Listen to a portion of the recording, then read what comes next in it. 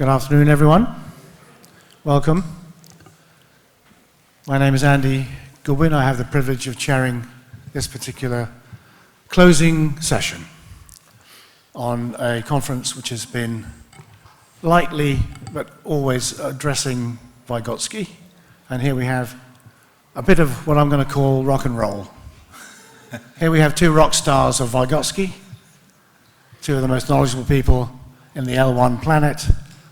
We have the privilege of listening to their thoughts about the great man, but also what's not perhaps so great. I mean, we'll hear some interesting things, I think, about his legacy and how it has been used and continues to be used. Many things are, of course, splendidly positive about that, but there are some issues too about misinterpretation and possibly the need for some fresh interpretation. So we look forward to this. Because we have decided, and I would like to say this, as an element of the whole conference, to try and make much of it dialogic and less bristlingly formal than academic conferences can be, and the dialogue was meant to be one of those ongoing, continuous currents across the conference where people would be talking without over-preparing, but preparing, everyone does. You say to people, no, just turn up, but they always prepare. Well, we're all teachers, we know why this works. So in a moment, Peter and Bernard will introduce themselves. I'm not going to do the usual CV. They would say as little or as much as they wish to present themselves to you, and then we will hear them talking about Vygotsky. They'll both spend a few minutes taking, I think, a view, a position, and then we will be asking you to enter the dialogue. However, in the spirit of that interactivity, and to prove you are awake, if there is a moment when you think, I don't understand that, or I'd like to come back, don't hesitate, put your hand up. I don't know where the mics are around the room, but I'm sure that won't be a problem. In other words, it is a dialogue, perhaps it's a trialogue, with you. So, what's likely to happen, because this is the usual way it happens, is that we'll hear from our colleagues, my distinguished colleagues, and you won't ask a question then. I suspect that's what will happen. And then the floor will be yours, and we're looking for you to join the dialogue, trialogue, and hopefully then have some interesting conversation about Vygotsky. And just to remind people, at the end of this session, we go into the very, very, very final session, which is the closing words of the whole conference. Okay. Peter, I'm going to invite you to start, and then Bernard. So, Peter? Sounds good. Well, hi, everybody. Welcome to the closing session. Thanks for sticking around. And so I've been trying to think today about what I could actually say at the conclusion of all this. There have been a lot of ideas flying around. I think we all have a lot to think about on the way home. So one of the things that occurred to me, and this is kind of implicitly Vygotskyan, but I'm not going to sit here and tell you about the next zone of development or anything like that. One of the problems, I think, of academia is that we have all these really interesting, fascinating, compelling ideas that we share among ourselves, and that's where they stay. They circulate among us. We talk about them to each other in conferences. We write about them in journals that we read. And they rarely jump the fence and get out there in the public. But that's, I think, implicitly one of the things we want. I mean, if we're talking about teachers and teaching and society and racism and all these things, talking about it to each other is personally gratifying, but it doesn't change anything. And so what I'd like to ask is, with whom do we have these discussions? And it tends to be one another. And when I was coming out of graduate school, I was told the gold standard of scholarship is the refereed journal article. Books are good. Book chapters a little bit down the pecking order. Book reviews, I remember I asked a friend of mine early in my career, I was asked to write a book review, how does it count? I only wanted to do it if it counted. And he said something that has really stuck with me. He said, everything you do appears in a context. So if all you ever do is write book reviews, that doesn't count that much. But if you have a body of work that gives you a certain authority in a field, then your book review takes on more importance. So these are still things that tend to circulate among us. But there are other people we need to try to reach. We need to, if we're not getting in touch with political people, with people in political positions, no legislation is ever going to change, no matter how good no matter how well our research is admired in the academy. Policymakers are usually political appointees, and so they're another important audience that we would need to reach in order to have an effect, in order to people say, I want to make a difference, I want to make a difference. Well, you can make a difference in your career by publishing in high-end journals, and you will never, ever communicate with a policymaker with those journal articles. They tend to read the media, not us. School boards. Well, I don't know how global these things are. I'm speaking of the American context.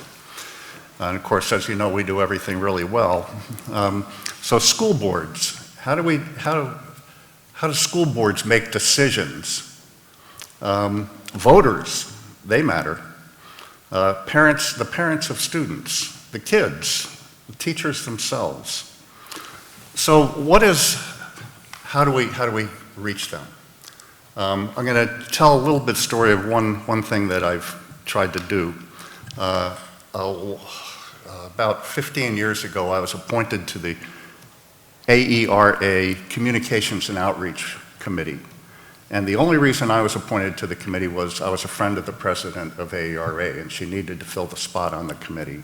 And she knew I'm dependable.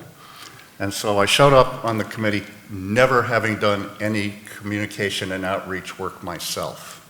And by that, it's communication and outreach with people outside our organization. And when I got on the committee, I realized that everybody on the committee said, well, I don't know where I am here. Oh, I think it's because I was a friend of the president who made these appointments. And so we planned and put on a program about writing what we call op-ed essays, right? Short, maybe 750-word essays in a public medium, often in the old days in a newspaper. Nowadays, there are probably a lot more forums for this sort of thing. And so we put on the program. We had a really nice, we had some really compelling speakers, and the whole time I was sitting there thinking, what am I doing here?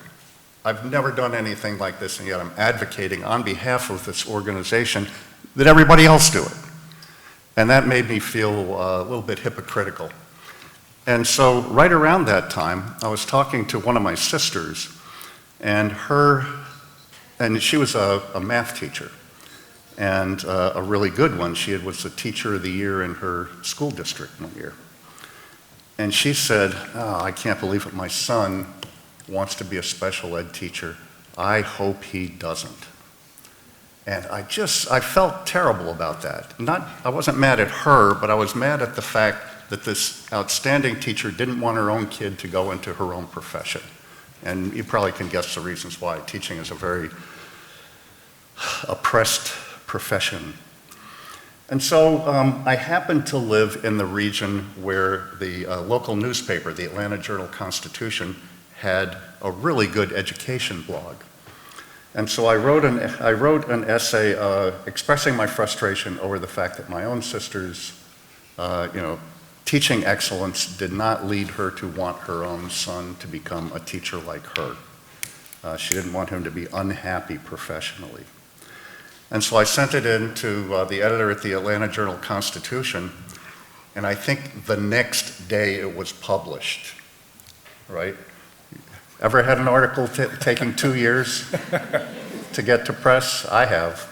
In fact, that's about the norm. So it was instant gratification. I thought, boy, this is great.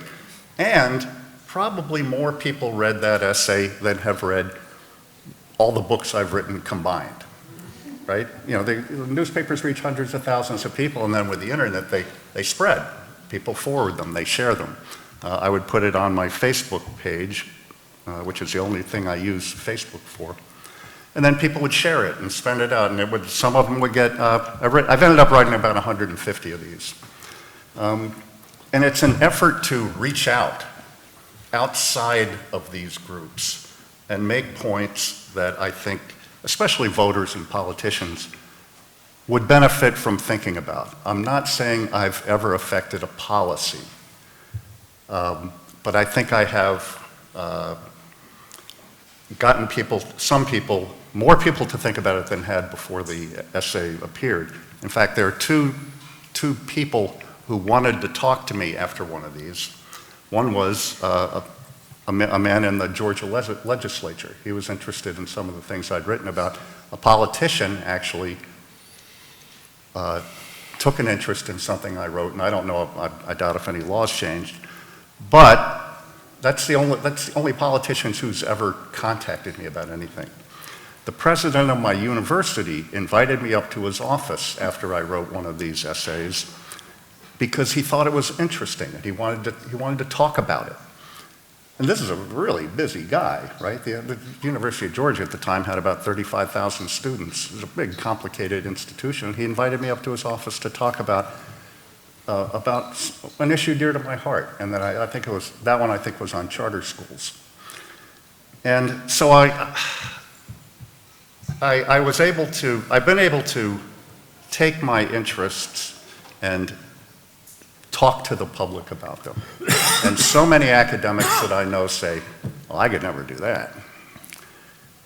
And I think there are some reasons, and this gets to, if you think about the last session that was up here, it's a genre, 750 words. That's a tight little window to write an essay in.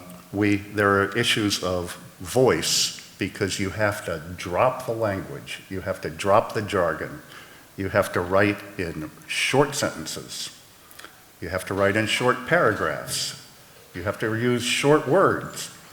And it's not, someone said, well, you're just dumbing it down. And I said, no, I'm not, I'm communicating. These are rhetorical issues, this is discourse. I know the discourse community, and another thing that I realized, and it took me several essays to do this, you cannot talk down to the people you disagree with, because they will reject you out of hand if you talk down to them.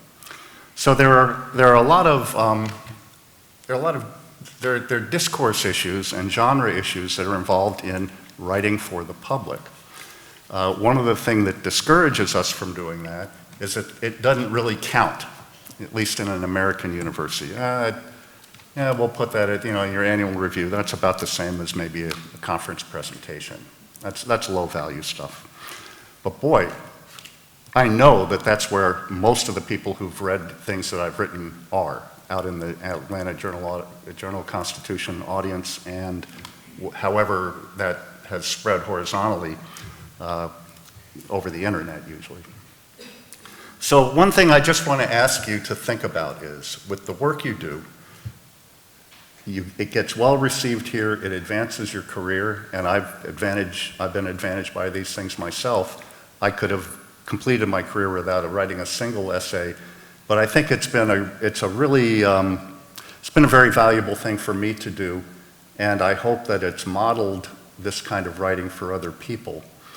And I think if you think of this as a Vygotskyan issue, these are matters of culture. Our culture in higher education discourages you from writing for people other than other people in academia. And meanwhile, there's another culture out there that usually finds, at least I'm talking about the United States, they find us to be a little weird and, living in the ivory tower, and we're isolated and we're distant from reality and all those things. So what you're helping to do is break down that barrier, but also to communicate and get ideas across that people might not otherwise come across them. And I always think, okay, if I'm writing this, how do I sound to the guy across the street who's a building contractor, right? He's not an academic in it at all. But if I'm not communicating to someone like him, I'm a failure at that kind of writing. That audience will not accept me. And that's what you need to do. You need to be taken seriously by people outside academia. So that's what I thought of when I thought of how I could close up my own role here in the conference. So I'll hand it off to Bernard. Thank you very much. Thank you for being here, because after this long conference, you must be tired. Mm-hmm. Vygotsky was heavily engaged in politics in very different ways, and he took an important part in discussing about pedagogics, about how to be involved in developing new ways, for instance, for teaching children with difficulties. He was teacher education, like we, from more or less 1917 to 24, 7 years. He wrote a book about that.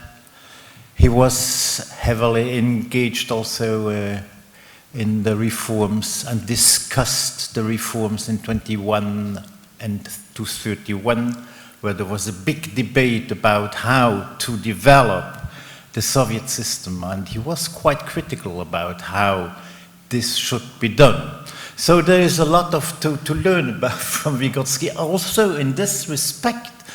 And this literature is not so well known. He, for instance, was engaged in the debate about polytechnism, or he was engaged in the discussion about the teaching in complexes, and he criticized very heavily this. So we could take these questions again up, and this just to say, yes, Vygotsky was a very engaged person and had quite an important influence in different domains. Not enough, of course. So when we took over Vygotsky, we did the same thing.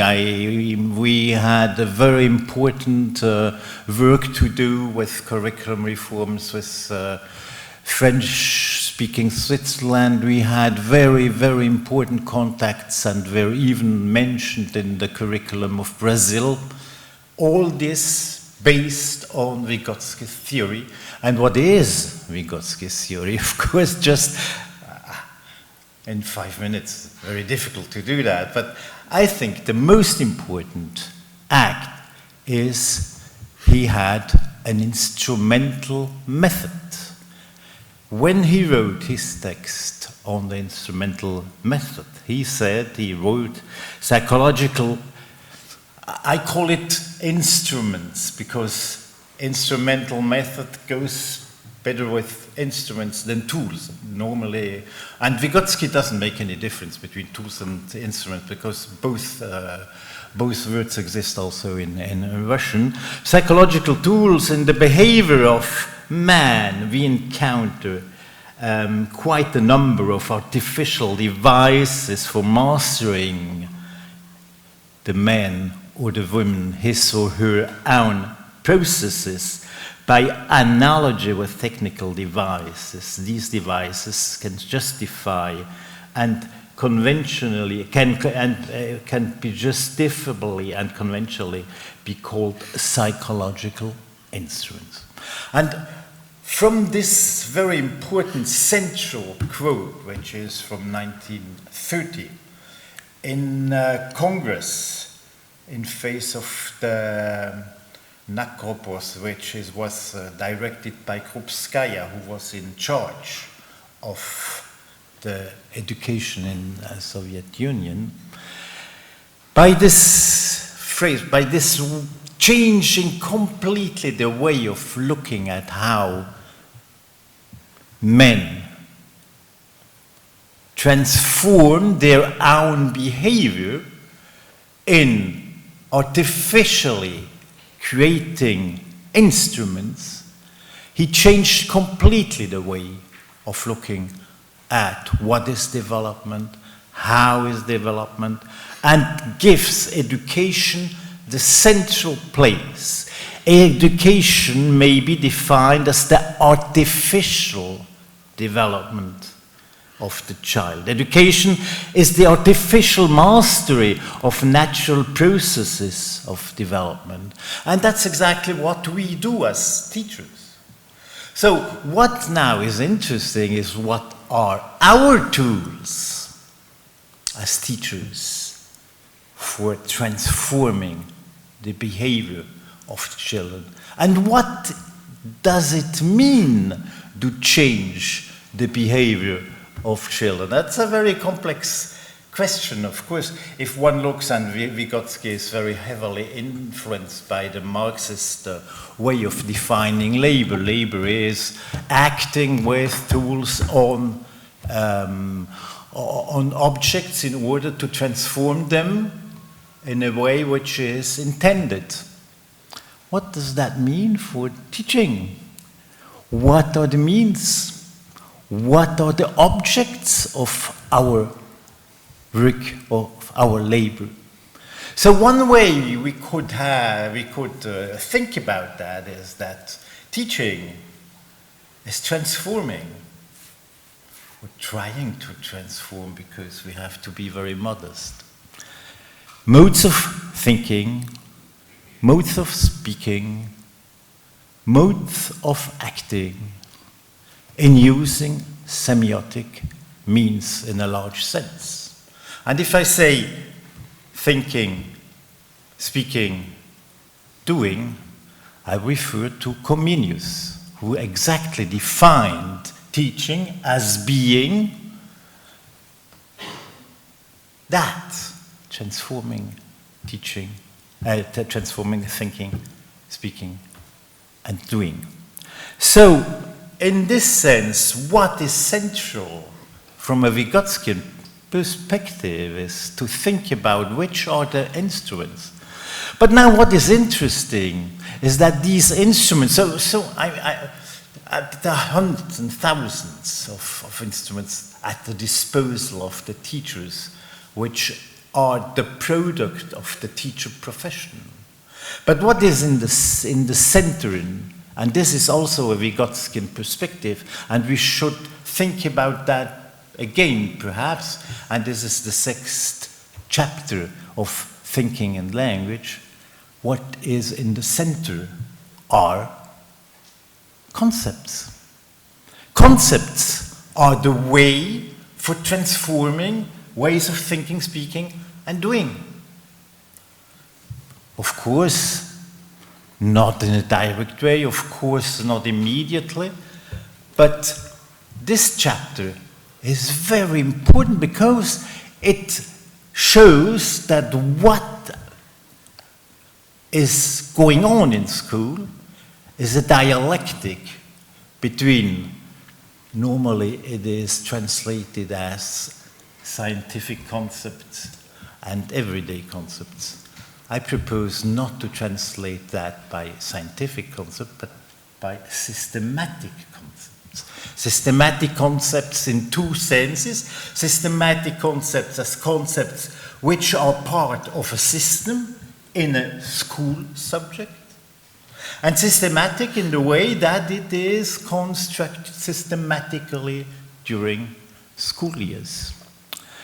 So this idea of concepts in the center of teaching, which is a Vygotskian idea, now can be transformed, looked at still in another way, because teaching is an interactive question, of course.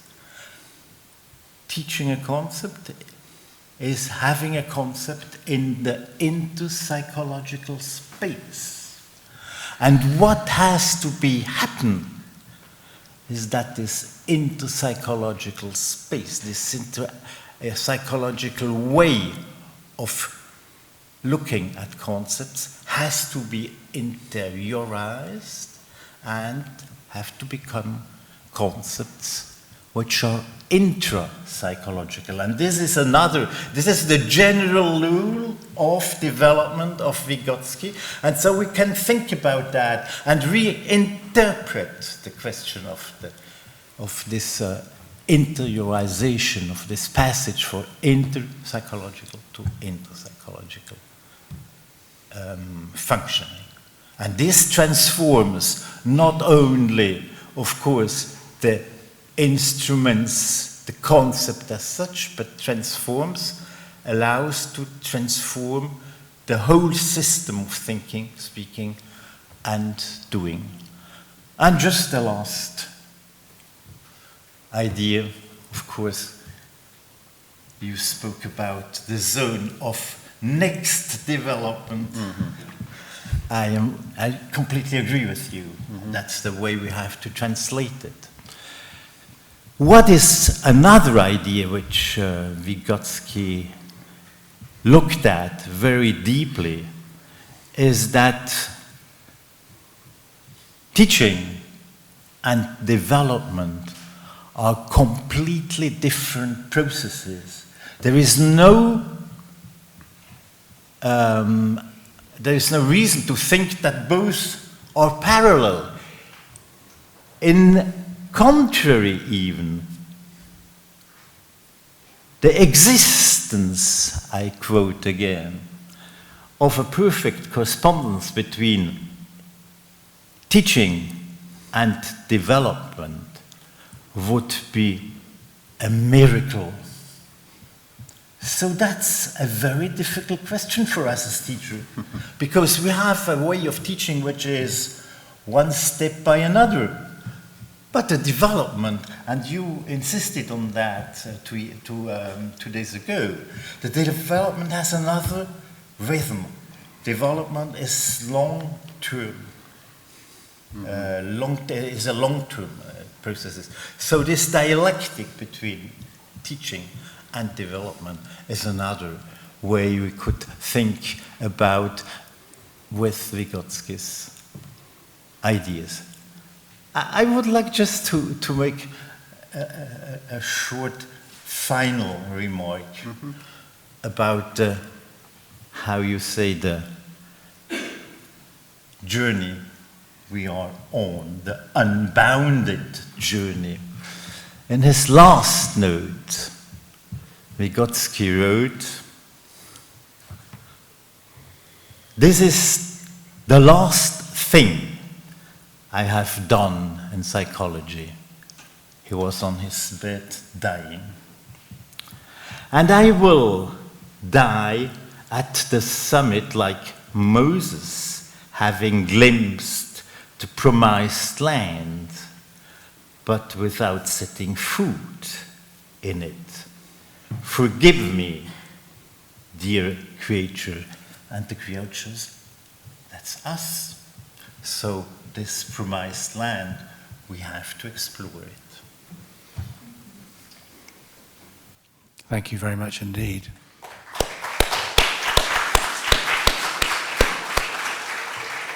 So typically with me, I'm going to do three things very quickly. In a moment, this is the second thing, I'm going to invite you guys to respond to each other if you want to, but you may not. It's not a requirement. The third thing is going to be to invite you to join into the conversation. I'm sorry, Mark, I'll keep us giving your name. Other mics in the room? There are two here, I see, for the people to speak. Carry the microphone. Because people say, oh, it's all right, I've got my teacher voice, but they forget that if you're speaking forward, the people behind you cannot hear you. Here, look. Okay. So get ready for your questions, but the next thing I need to do, which is the first thing, is obviously lower the tone entirely by giving you a piece of the intellectual Vygotskyan rap. So, you ready? We all know about intellectual accomplishment because we've got the zone of proximal development. I hope that lowered the tone. A little bit of levity to keep us going.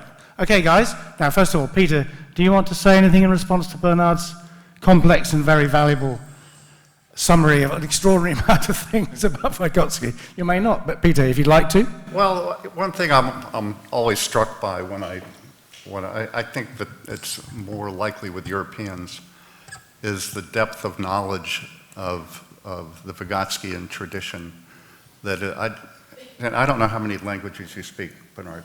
6. 6. That's ridiculous. So I've told this joke before. If you speak 3 languages, you're called trilingual. If you speak 2 languages, they call you bilingual. And if you speak 1 language, they call you an American. Right? So I'm stuck. I'm just an American. I have very rudimentary French and Spanish, but don't try to converse with me in either one. So I always appreciate. Is Russian one of your languages? A little bit, not. Only a little bit. So it's not among the 6. But I think that there's just a richer tradition of talking about these things. So I always appreciate the opportunity to work with someone like Bernard, who I think knows the history better than I do. So I appreciate your perspective.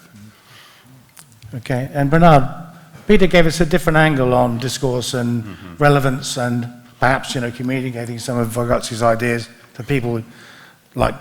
Let's use that word, the general public. Is that a reasonable word? I'm not sure how to phrase that.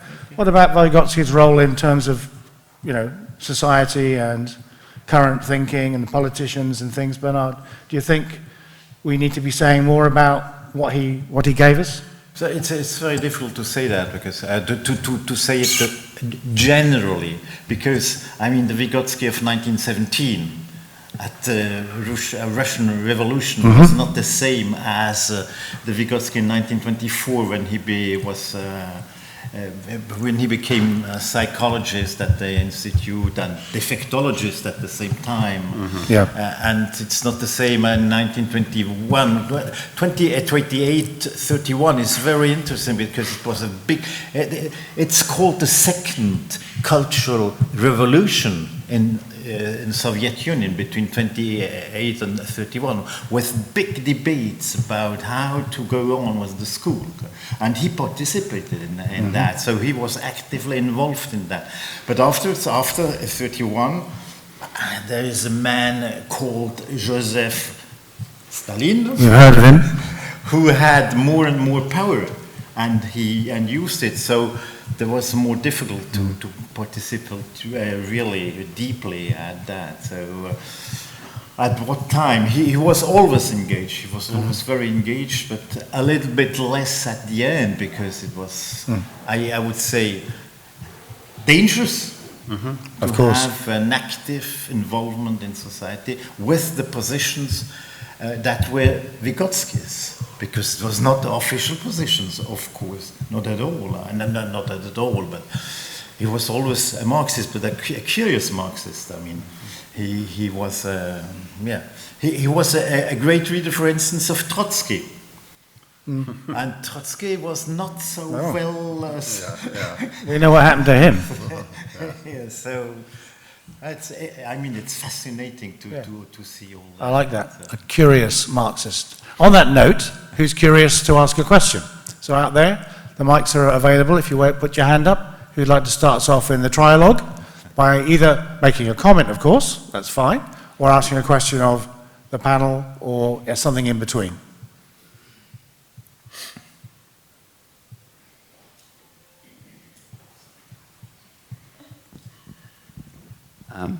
First of all, thank you for sticking it out to the end. I was thinking about the central concept of my teaching. I'm going to borrow Gert Bista's way of putting it, and he might have borrowed someone else's way of putting it. Showing something worth seeing, and then allowing students to engage with that on their own terms. And I'm curious how Vygotsky would have related to that concept, if there's any way of relating to that. I'm not being super familiar with Vygotsky myself. I'm not sure if I'm outing myself now, but there you go. I didn't exactly understand your question. Could you reformulate it? That's okay. Well, the question was how Vygotsky would think of the concept of showing students something worth seeing as a way of teaching, and then allowing students to respond to that on their terms, how Vygotsky would see that. Yes, Well, I'll take a shot. So one thing to know is he was a materialist, and that was kind of a required of a Marxist. And so practicality was very, very important to him. If it was just an ideal, it had to do something. It had to act on the world. And so I think that, I forget what you called it already, but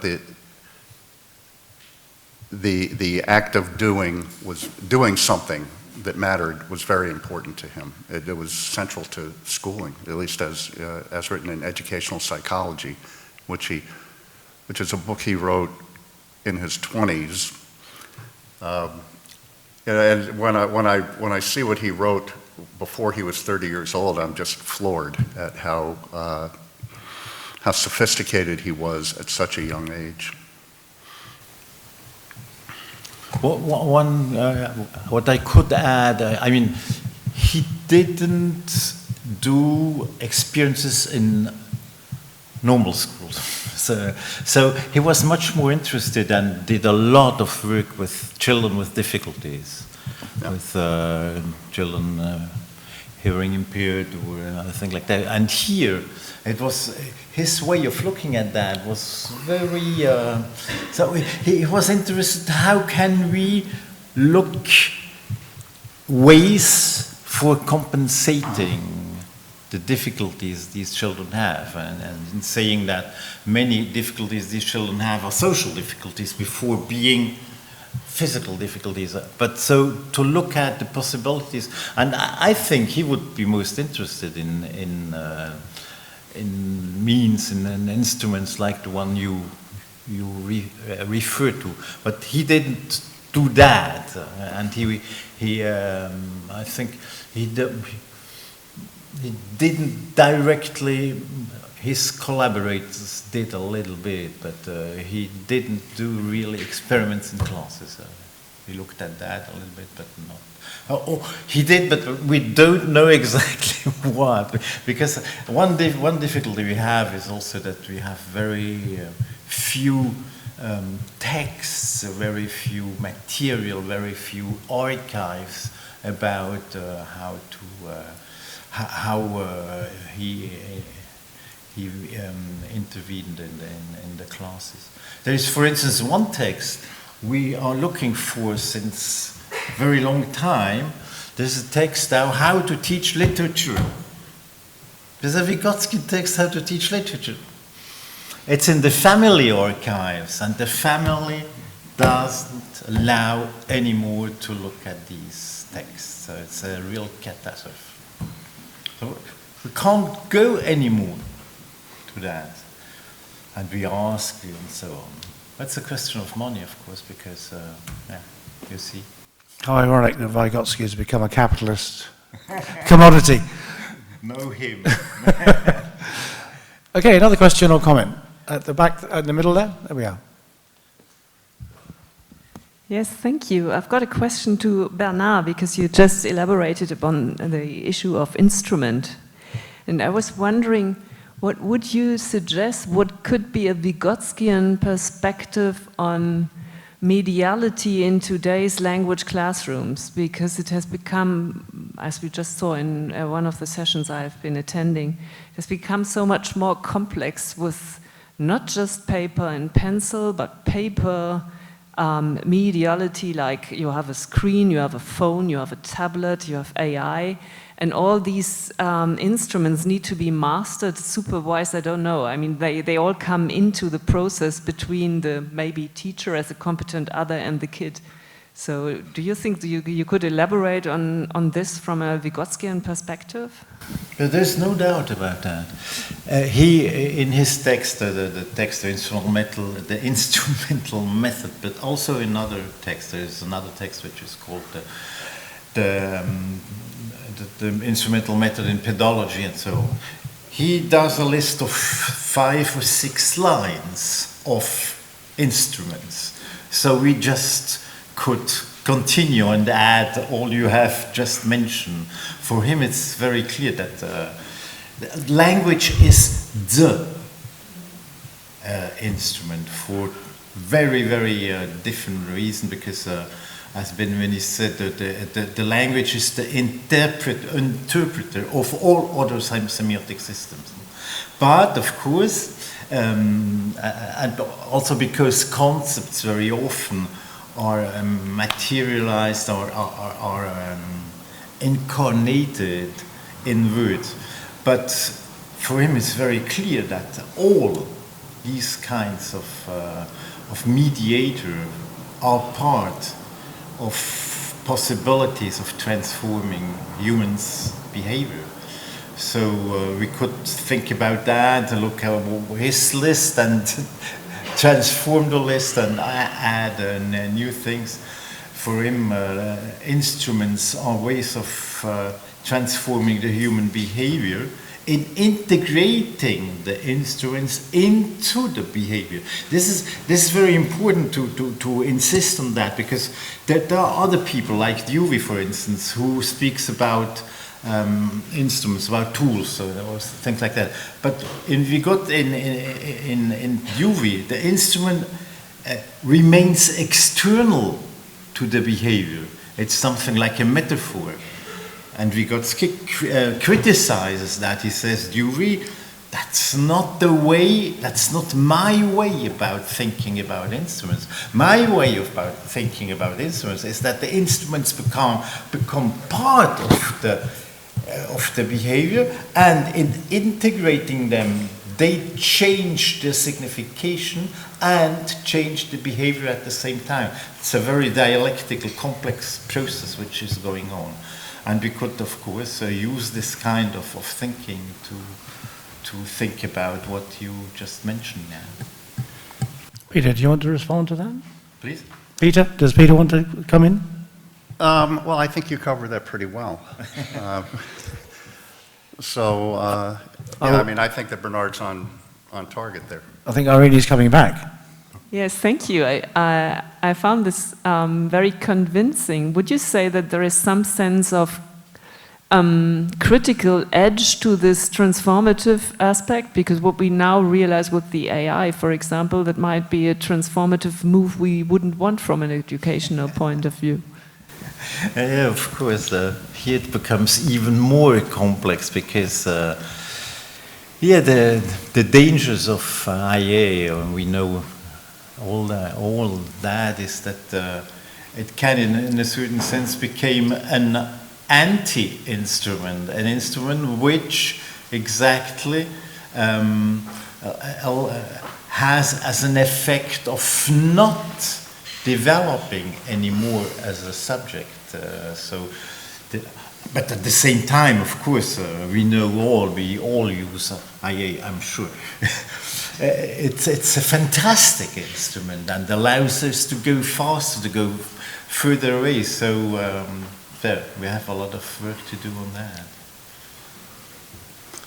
Okay, thank you. Now, I'm just going to remind people that we're going to do about another 5 or 6 minutes, so we can have a 5-minute break before we start the closing remarks. But can I also remind you that after the closing remarks, we do have the final reception. We hope we'll stay around in truly cliched Vygotskian sense for the social bit. So, just come back to the point. We have 5 more minutes. We have a question at the back, please. Yes, Bernard, you have said that Vygotsky insisted a lot in the fact that development is artificial, right? That you can transform teachers, or through the education process, you can transform behavior. Now, I'm thinking, this is what I was thinking, that there are what we teach is nevertheless, we have to, for example, if you're teaching sciences, right, physics, chemistry, what we teach has to be in adequation with reality, right? We cannot teach that gravity does not exist. We have to teach the best model we have to in the area of physics is the law of gravity and its evolution. I mean, its as we all know, the models of physics also evolve, right? They are not absolute. There is quantum mechanics and all. So in the area of sciences, what we teach is bounded to the reality. So, which means that there are limits in what we can teach. There is we are bound to reality. We cannot teach anything. It's not what we teach is not blind. We have to respect our models of reality. You see my point? Yeah. So, yes, the point is development is artificial, but still we have to respect the models, that they have to be in agreement with reality. Yeah, but artificial means something else. Yeah. Artificial is against Piaget, is against Stern, is against Claparède, is against all these psychologists who think that development is natural. Mm-hmm. Piaget is a little bit more complicated because the development is not natural. What is natural are the laws, accommodation and assimilations. And he says it's artificial in the sense, no, it's no natural. You have to have education in order to develop new ways of thinking, new ways of teaching, and so on. And of course, in sciences, it has to be in accordance with the knowledge which has been built by humankind. It's a little bit more complex in literature because the knowledge in literature is a little bit more open when to say. But it is artificial intelligence and artificial development, and this idea is in complete accordance with the question of zone of next development. Mm-hmm. Because you can't teach you can't not teach what you want at any moment. It has to, the zone of next development has to be created in order that development becomes possible. And this is linked to artificial intelligence, artificial development also. It gets in everywhere, doesn't it? Thank you. Okay, thank you. Oh, sorry, Peter, go ahead. Oh, shucks, I'm too old. I had a really good thought there. Yeah, I think that it's, and I would only rephrase something, it's not that development is artificial, but it's how we mediate development that's artificial, right? It's not artificial, development itself is, it's whatever, it's however you change, but it's in school, it's done through these so-called artificial means. And I don't know how well these terms translate. And I think I think that we get confused because we attach our own current meanings to terms that are handed to us in translation. I think play is one of those words. Whatever he was talking about isn't what most people now associate with play. And so I think that there's a translation issue there, and I think that artificial has the same problem. We think of that as fake, and he thinks of that as kind of made up, yes, right? Okay, time for one more simple question. Anyone want to be bold and be simple and ask a simple question? Preferably with a yes or no answer, which is very unlikely, I have to say. But anyone like to? Oh, we'll make a comment. We need you. We need the mic, please. There's a question here. Coming. Here it comes. I'm going to try my best. I think it's simple. Put you under pressure, and it's didn't it? essentially about, because I think quite a few discussions that we've had in the kind of reading paper rooms have been around the move to centralized resources as a way to teach English. Okay? So that's the context. Now the simple part is, how can Vygotsky's theory around the zone of next development be applied to, or how is it affected by this way of teaching English? Do you have a particular way when you say this way? the centralized resources. So being given scripts to teach English across the same style of teaching in every single classroom, for example, or the same way of teaching a text. So if the question is what would he think of them, he would not like that, I think. Yeah. If you read educational psychology, he talks about the need to teach about love and sexuality. You know, that he has a what would now appear to be a very liberal understanding of what school is for. But to return to the points I made the other day, it's about how to become the kind of person who does well here. Right? It's a socialization medium. Well, what I could add is that what for him was most important is the autonomy of teachers. And what happens today, I think in many, many countries, is that the autonomy of teacher is less and less important. Controls are more and more important and so on. So it's exactly the opposite of what Vygotsky thought about teachers. He had written several texts about the teacher education and so on. And for him it was important that these are professionals and they know what to do. They have a huge amount of instruments at their disposal and in function of a concrete situation, of a concrete class and so on. They to choose what to do and not have to be imposed on what to do because every class, every child is different and the only ones who can adapt are the teachers. And this is Vygotsky.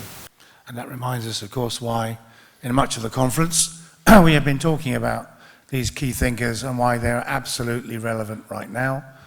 They may have been displaced, pushed aside, diminished, but actually those ideas are absolutely what we want to come back. Let us say a big thank you to our two speakers on the dialogue.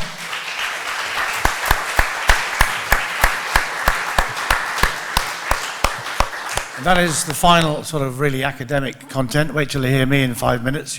Anyway. So we have 5 minutes to have a little break, but please make it 5. We'd like to do the closing remarks. I know some people will probably slip away now, I get that, but if we come back in 5 minutes, we can start more or less on time, and then we have the closing remarks, a film about the conference, lots of interesting things, so it's worth coming back, you'll enjoy it, and then there is the reception afterwards.